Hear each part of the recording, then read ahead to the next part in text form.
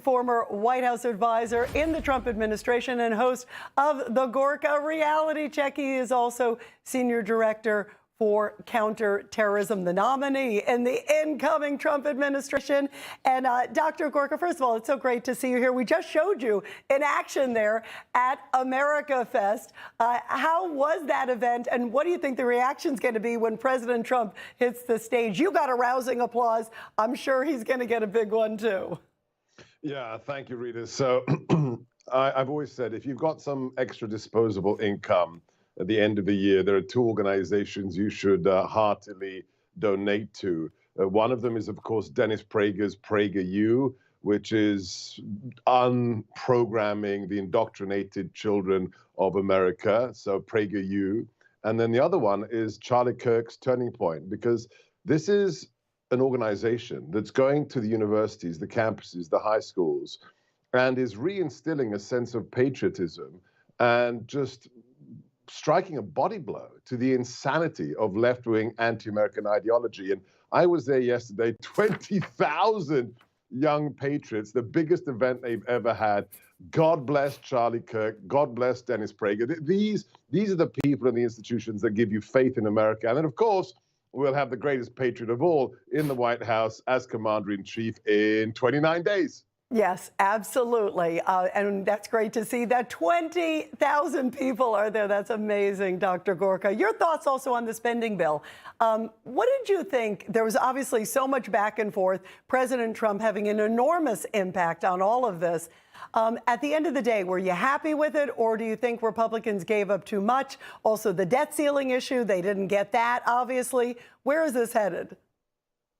Yeah, we got to fix this. The idea that the most powerful nation in the world functions on continuing resolutions and hasn't passed a real budget in generations is absolutely obscene. There should never, ever be any bill that's 1,500 pages and that the American people don't get to read in advance. Everything should be by the specific issue. Whether it's defense, it's defense. Whether it's agriculture, it's agriculture. Lumping them all together in this omnibus bill, there's one reason they do that: to hide their pork. That's the only reason. This has to stop. And look, I got to say, God bless Elon Musk, Vivek Ramaswamy, the power of AI, sifting through these thousands of pages and finding all of the corruption.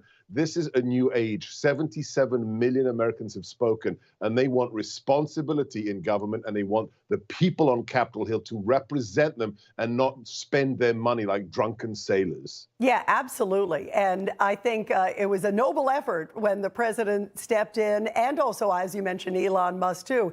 It showed also, boy, as you just pointed out, 29 days, right?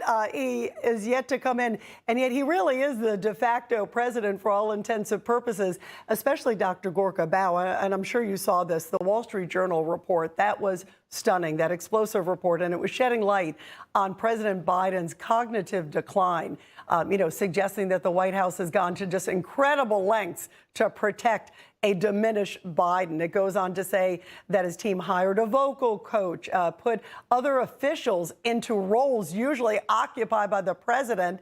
They even scrapped meetings with the president on, quote, bad days, and they avoided calls with other politicians, plus a lot more.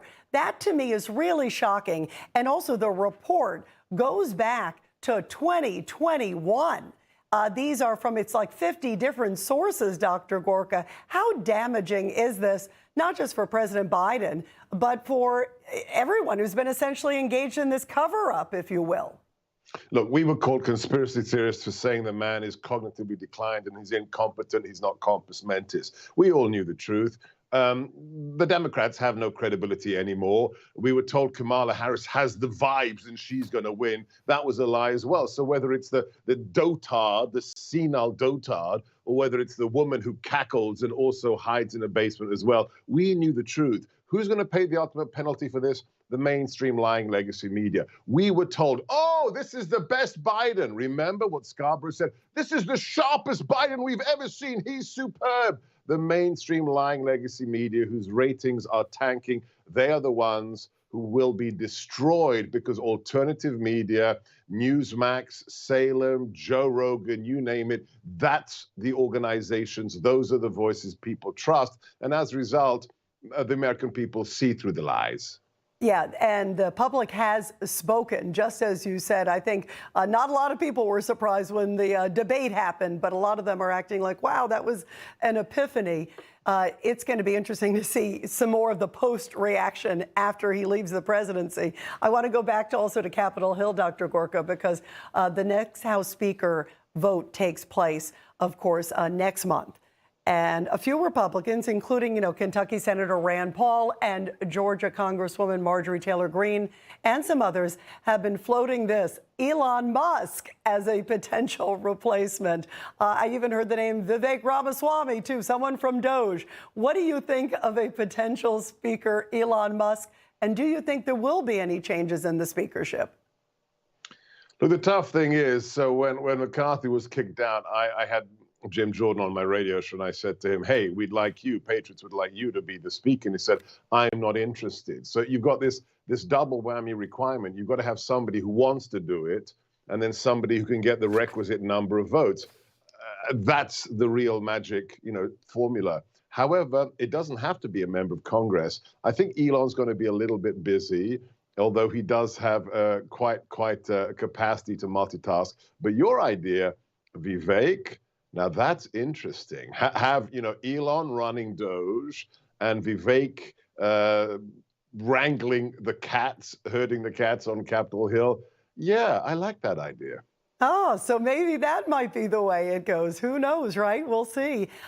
Dr. Gorka, first of all, congratulations. I'm glad that you are going to be playing such a big role, too. Senior Director of Counterterrorism, that's huge. And so well-deserved, and you're just so terrific. We're so excited for you. Thank you very much. Well, thank you. It's tough to leave Newsmax. You've been a great crew.